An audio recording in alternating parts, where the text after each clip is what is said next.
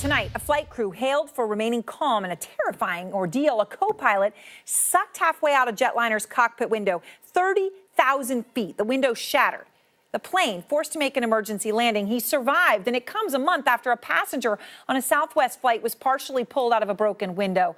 Renee Marsh is out front.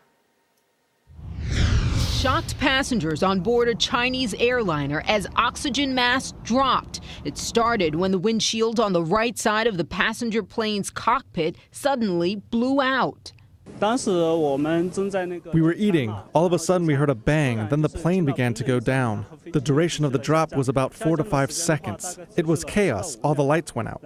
The Airbus A319 was 80 minutes into flight and was flying at an altitude of 30,000 feet when the windshield shattered and the co-pilot was sucked halfway out of the plane despite wearing a seatbelt. The pilot and flight crew were praised for the safe emergency landing in southern China. The co-pilot surprisingly suffered only scratches and a sprained wrist, and no passengers were hurt, according to local media. You're going to look very carefully at the maintenance record of the aircraft.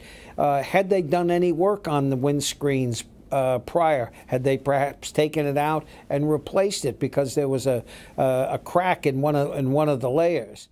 Aircraft windshields are several layers thick. They're designed and tested to withstand air pressure at 400 knots and survive hitting a bird without catastrophic failure. But windshields occasionally crack, and the pilots land as soon as they can. But a bird strike at 30,000 feet is not likely. If the windscreen is going to fail, it's at a lower altitude when it's hit by something, a bird, some other object strikes it, but they're designed to withstand that. This scare comes nearly 1 month after a passenger on board a Southwest Airlines flight was killed when an engine on a Boeing 737 broke apart and shattered a passenger window.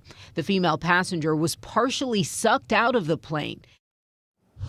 Well, the NTSB is still investigating that incident here in the U.S., but aviation experts do not believe that this is a sign of a larger problem with aircraft windows. Aaron, they point out these were two totally different aircrafts, a Boeing and an Airbus, and they believe that the cause of the accidents will likely have very different explanations. Aaron? Certainly, of course, is the timing, though, scary for anyone in the flying public.